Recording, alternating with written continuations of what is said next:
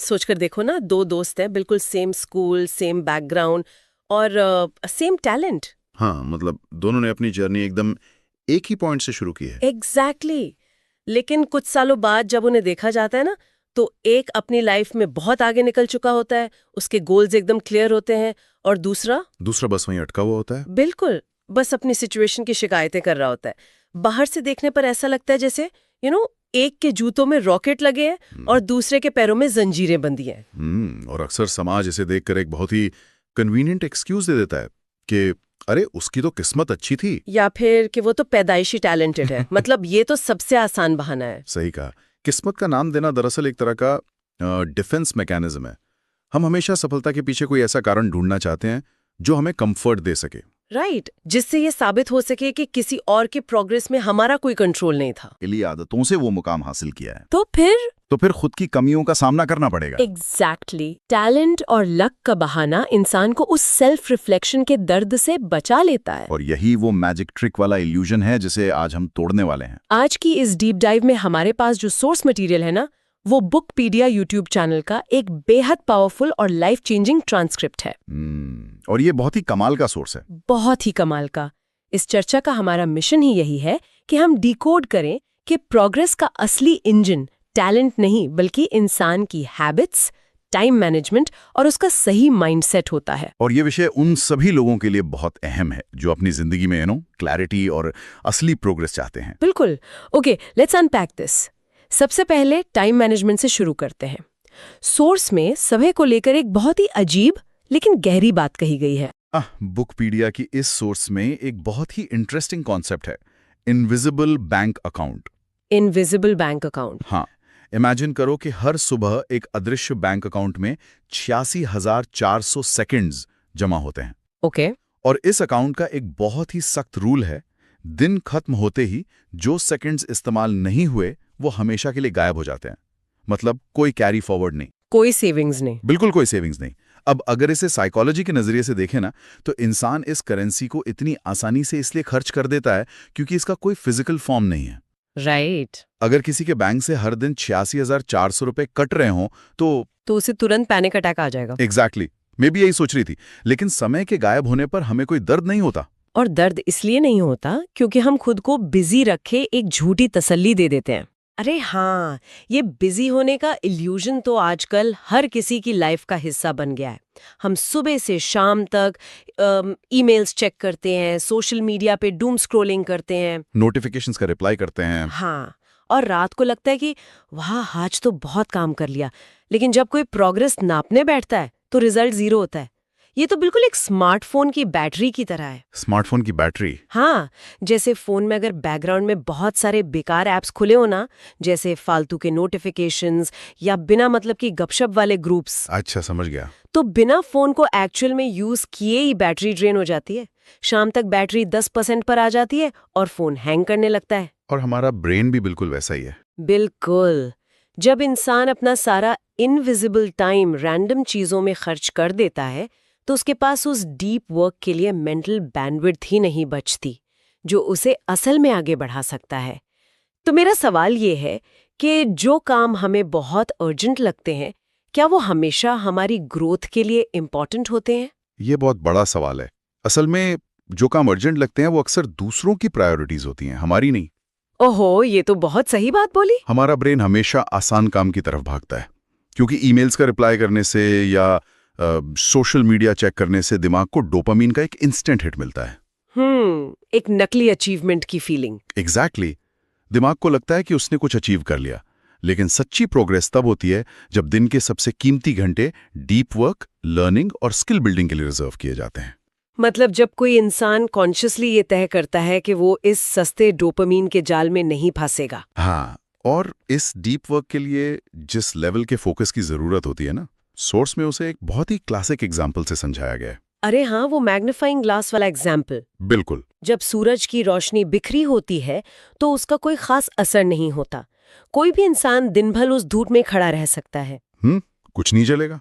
लेकिन जब उसी रोशनी को एक मैग्नीफाइंग ग्लास के जरिए किसी एक बिंदु पर फोकस किया जाता है तो वो इतनी इंटेंस हो जाती है कि वो कागज को भी जला सकती है। एग्जैक्टली ये विजुअल सिर्फ एक कहानी नहीं है, ये हमारे फोकस का साइंस है। और व्हाट्स फैसिनेटिंग हियर इज कैसे आज के समाज ने इस फोकस को एक विलेन बना दिया है और मल्टीटास्किंग को एक हीरो। सच में?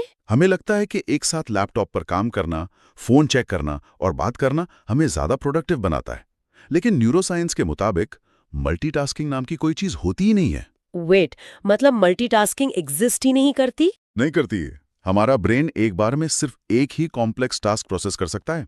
जब इंसान बार बार टास्क बदलता है ना, तो साइकोलॉजी में इसे अटेंशन रेजिड्यू कहते हैं। अटेंशन रेजिड्यू मतलब ध्यान का कुछ हिस्सा पिछले काम पर ही अटका रह जाता है। सटीक तौर पर, अगर कोई एक रिपोर्ट बना रहा है और बीच में सिर्फ 1 सेकंड के लिए फोन उठाकर मैसेज चेक करता है, तो उसका दिमाग तुरंत पूरी तरह रिपोर्ट पर वापस नहीं आ पाता है। ओह, तो उस शिफ्टिंग में बहुत सारा ग्लूकोज और मेंटल एनर्जी वेस्ट होती है। बिल्कुल। दुनिया के महान क्रिएटर्स का सीक्रेट मल्टीटास्किंग नहीं है। उनका मंत्र है do fewer things but do them better. मतलब कम काम करो पर इतनी गहराई से करो कि कोई और उस लेवल तक पहुंच ही ना सके। Right. Here's where it gets really interesting. कम काम करो लेकिन बेहतर करो। सुनने में तो ये बहुत आइडियल लगता है, लेकिन मुझे यहाँ एक प्रैक्टिकल डाउट है। हाँ, पूछिए। आज की दुनिया में जहाँ हर तरफ नोटिफिकेशंस हैं, नई रील्स हैं, हर सेकंड किसी का मैसेज आ रहा है, क्या इस शोर शराबे वाले एनवायरनमेंट में सिर्फ एक ही काम पर फोकस करना सच में प्रैक्टिकल है? जब सिस्टम ही आपको डिस्ट्रैक्ट करने के लिए डिजाइन किया गया है, तो एक इंसान खुद को कैसे बचाए? देखिए, प्रैक्टिकल होने का मतलब ये नहीं है कि डिस्ट्रैक्शंस गायब हो जाएंगे। प्रैक्टिकल होने का मतलब है अपनी इंटेंशन और अपने एनवायरनमेंट को डिजाइन करना। ओके, मतलब खुद कंट्रोल लेना। हाँ, आज के समय में फोकस एक सुपर पावर है, क्योंकि 99% लोग इसे खो चुके हैं। ये तो सच है। अगर कोई व्यक्ति अपने दिन के सिर्फ 2 घंटे भी फोन को दूसरे कमरे में रखकर इंटरनेट बंद करके काम करता है, तो वो उन लोगों से कई आगे निकल जाता है जो 8 घंटे मल्टीटास्किंग का नाटक कर रहे हैं। वाओ। ये चॉइस लेनी पड़ती है। मतलब फोकस कोई ऐसा गिफ्ट नहीं है जो जन्म से मिलता है, ये एक मेंटल मसल है जिसे हर दिन ट्रेन करना पड़ता है। बिल्कुल सही। लेकिन कई बार क्या होता है कि इंसान मेहनत भी करता है, सिंगल माइंडेड फोकस भी लगाता है, फोन भी दूसरे कमरे में रख देता है, लेकिन तुरंत रिजल्ट नहीं मिलते। हाँ, ये बहुत बड़ा फ्रस्ट्रेशन पॉइंट है ना? 1 दिन, 2 दिन, 1 हफ्ता बीत जाता है और लगता है कि कुछ बदल ही नहीं रहा। यहीं पे इंसान सबसे ज्यादा फ्रस्ट्रेट होता है और मोटिवेशन टूट जाता है। इस फेज के लिए सोर्स में अदृश्य विकास या इनविजिबल ग्रोथ का जो कॉन्सेप्ट है, वो तो सच में दिमाग हिला देने वाला है। बिल्कुल।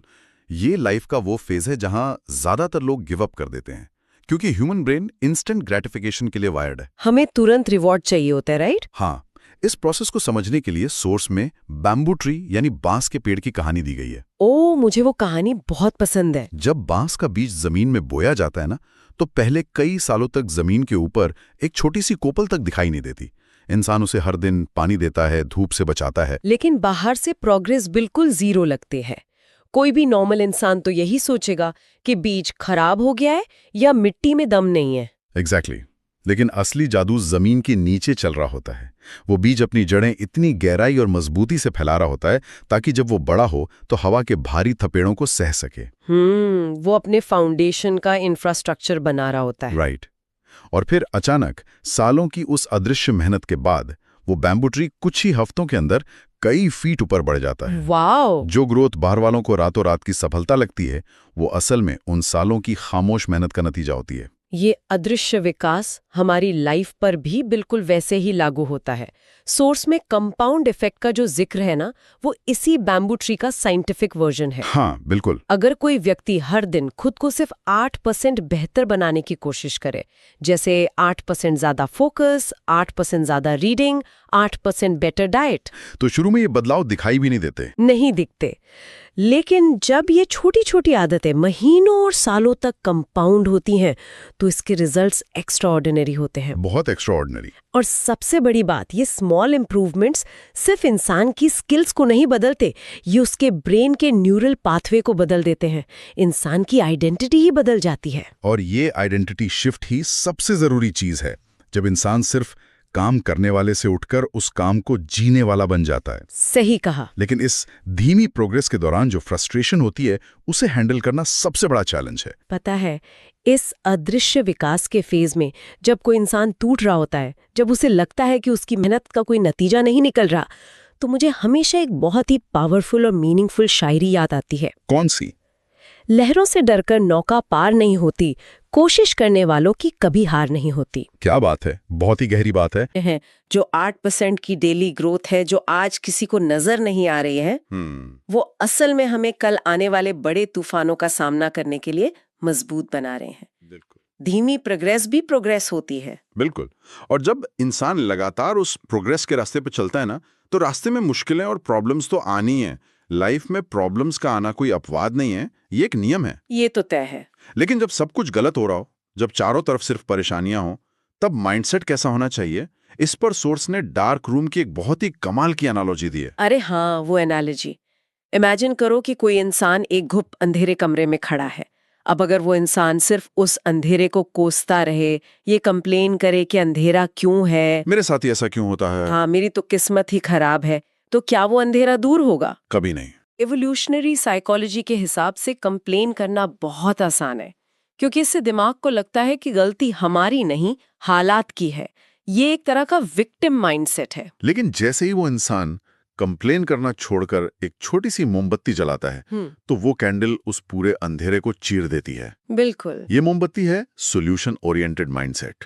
एक प्रॉब्लम फोकस्ड इंसान हमेशा बहाने ढूंढता है और अपनी एनर्जी शिकायत करने में वेस्ट करता है, जबकि एक सॉल्यूशन फोकस्ड इंसान अपनी मेंटल एनर्जी को पॉसिबिलिटीज ढूंढने में लगाता है। एग्जैक्टली। सोस में जो उस यंग एंटरप्रेन्योर की कहानी है ना, वो इस सॉल्यूशन ओरिएंटेड माइंडसेट का एक परफेक्ट एग्जांपल है। हाँ, वो स्टार्टअप वाली कहानी। हाँ, एक यंग लड़के ने बहुत उम्मीदों से अपना स्टार्टअप शुरू किया, लेकिन कुछ ही महीनों में मार्केट बदल गया, कस्टमर्स आना बंद हो गए और पैसे खत्म होने लगे। बहुत ही टफ सिचुएशन थी। सिचुएशन ऐसी थी कि 90% लोग हार मानकर सिस्टम को गालियां देने लगते।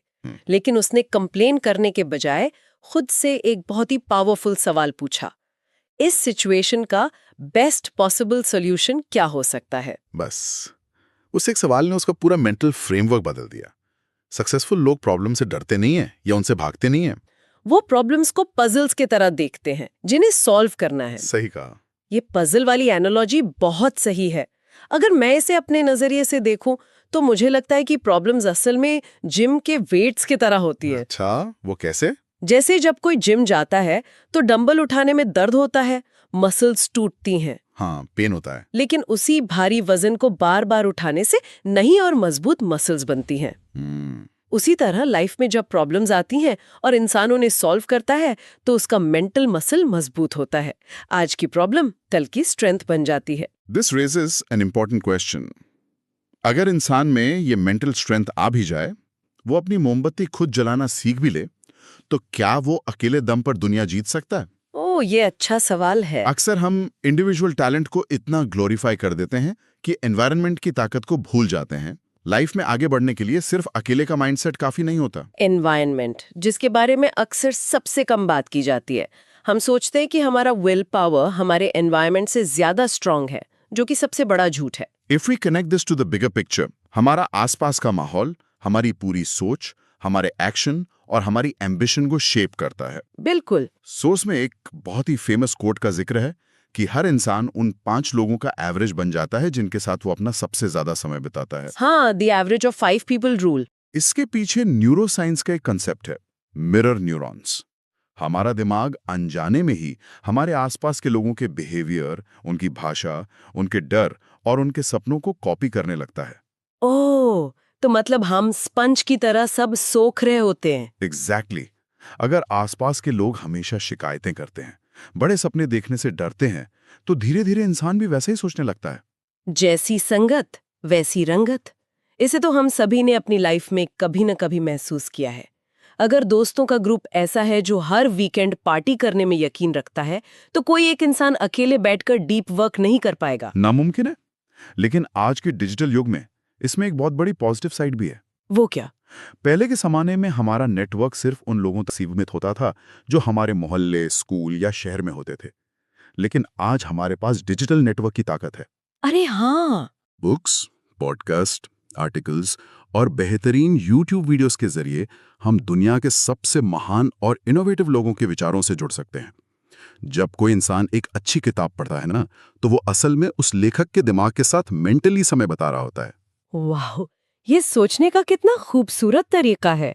और जब ये सही नेटवर्क मिल जाता है, जब इंसान अपने मिरर न्यूरॉन्स को सही इन्फ्लुएंस देने लगता है, तब वो अपनी जिंदगी के सबसे गहरे हिस्से की तरफ बढ़ता है, अपने पर्पस की तरफ। बिल्कुल, सोर्स के मुताबिक सिर्फ डायरेक्शन होना काफी नहीं है, लाइफ में एक पर्पस होना चाहिए।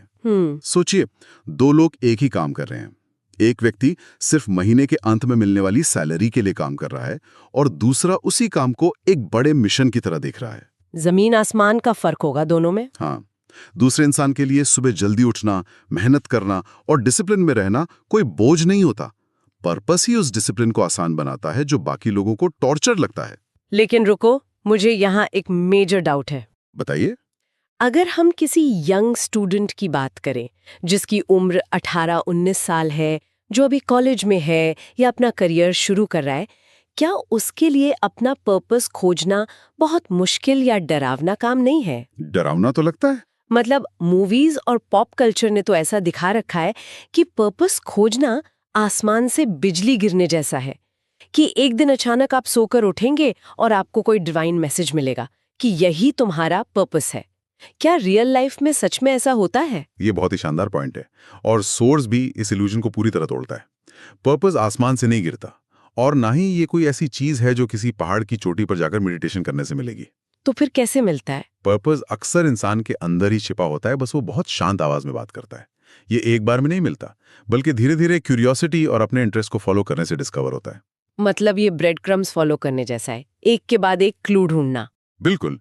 जब कोई अपनी छोटी छोटी रुचियों पर ध्यान देता है, जब वो ये नोटिस करता है कि किस काम को करने में उसे सबसे ज्यादा एनर्जी महसूस होती है, या कौन सा काम करते वक्त वो समय भूल जाता है। एग्जैक्टली, तब वो धीरे धीरे अपने पर्पस की तरफ कदम बढ़ा रहा होता है।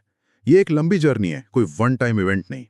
पर्पस को डिस्कवर करना पड़ता है और वो तभी होता है जब इंसान एक्शन लेता है, गलतियां करता है और उनसे सीखता है। So what does this all mean? अगर हम आज की इस पूरी चर्चा को एक जगह समेटें, तो बात सिर्फ इतनी सी है कि टैलेंट और किस्मत से ज्यादा ताकत इंसान की रोजमर्रा की आदतों में है। बिल्कुल। अगर कोई अपने दिन के उन कीमती 86,400 सेकंड्स की इज्जत करना सीख ले, फालतू के डोपामाइन लूप से बाहर आ जाए, मेरा मतलब है बाहर आ जाए, अगर वो बिखरी हुई एनर्जी को एक मैग्नीफाइंग ग्लास की तरह डीप वर्क पर फोकस करना सीख ले, और अगर वो इंसान बांस के पेड़ की तरह उस अदृश्य विकास के फेज में हिम्मत ना हारे, उस 8% डेली ग्रोथ के कंपाउंड इफेक्ट पर भरोसा रखे, और सबसे जरूरी, अगर वो अंधेरे को कोसने के बजाय सल्यूशन की मोमबत्ती जलाए, अपने डिजिटल और फिजिकल एनवायरनमेंट को सही लोगों से भर दे और अपनी क्यूरियोसिटी को अपना पर्पस बनने दे, तो किसी भी साधारण इंसान की लाइफ का ट्रैक पूरी तरह बदल सकता है। एकदम सही। ये सारे छोटे छोटे हिस्से जो अकेले में शायद बहुत मामूली लगते हैं, एक साथ मिलकर लाइफ को पूरी तरह असाधारण बना देते हैं। और इस चर्चा के अंत में ना, मैं एक ऐसा विचार शेयर करना चाहूंगा जो सोर्स में सीधे तौर पर नहीं लिखा था, हाँ। लेकिन इन सभी बातों का असली निचोड़ है। इस विचार से इस पूरी जर्नी को देखने का नजरिया ही बदल जाता है। अरे वाह, वो क्या है? हमने खुद को बेहतर बनाने, फोकस करने, अपना पर्पस ढूंढने और अपना नेटवर्क स्ट्रांग करने की बहुत बात की, लेकिन जरा गहराई से सोचिए, जब हम खुद को बेहतर बनाने के लिए ये सारी मेहनत करते हैं, तो शायद हमारा असली लक्ष्य सिर्फ अपनी जिंदगी बदलना या अपना बैंक बैलेंस बढ़ाना नहीं होता। तो फिर क्या होता है? बल्कि खुद को इतना काबिल, इतना नॉलेजेबल और इतना पॉजिटिव बनाना होता है कि हम अनजाने में ही किसी और इंसान के लिए वो हाई वैल्यू नेटवर्क बन सकें जिसकी उसे सख्त तलाश है। वाओ, मतलब हम सिर्फ अपने लिए ग्रो नहीं कर रहे, बल्कि हम खुद वो इंसान बन रहे हैं जिसे लोग ढूंढ रहे हैं। हम वो 5 लोगों के एवरेज वाले रूल का पॉजिटिव हिस्सा बन रहे हैं। सही कहा। क्या पता किसी इंसान की आज की वो छोटी सी 8% वाली शुरुआत कल किसी और के लिए सबसे बड़ी प्रेरणा बन जाए। सच में। किसी के द्वारा जलाया हुआ सोल्यूशन का वो छोटा सा दिया कल किसी और के डार्क रूम को रोशन कर दे। हमारी ग्रोथ कभी भी सिर्फ हमारी नहीं होती, वो एक पूरी चेन रिएक्शन की शुरुआत होती है। ये सच में एक बहुत ही खूबसूरत और गहरा विचार है कि इंसान सिर्फ अपने स्वार्थ के लिए नहीं, बल्कि उस पूरी चेन का हिस्सा बनने के लिए, दूसरों को ऊपर उठाने के लिए ग्रो करता है। बिल्कुल। तो सुनने वालों के लिए आज के इस पूरी डीप डाइव का टेक अवे यही है कि वो जो रॉकेट वाले जूते हैं ना, जो हमें सक्सेस की तरफ ले जाते हैं, वो किसी बाजार में नहीं मिलते। और ना ही किस्मत से आसमान से गिरते हैं। एग्जैक्टली वो जूते हर इंसान को रोज की छोटी छोटी आदतों से खुद डिजाइन करने पड़ते हैं। क्या पता जब कोई इंसान आज अपना वो पहला छोटा कदम उठाता है तो कल उसकी वो अनसुनी कहानी किसी और के लिए सफलता की मैजिक ट्रिक बन जाए। आज की इस चर्चा में हमारे साथ जुड़ने के लिए बहुत बहुत शुक्रिया। Keep growing, keep pushing.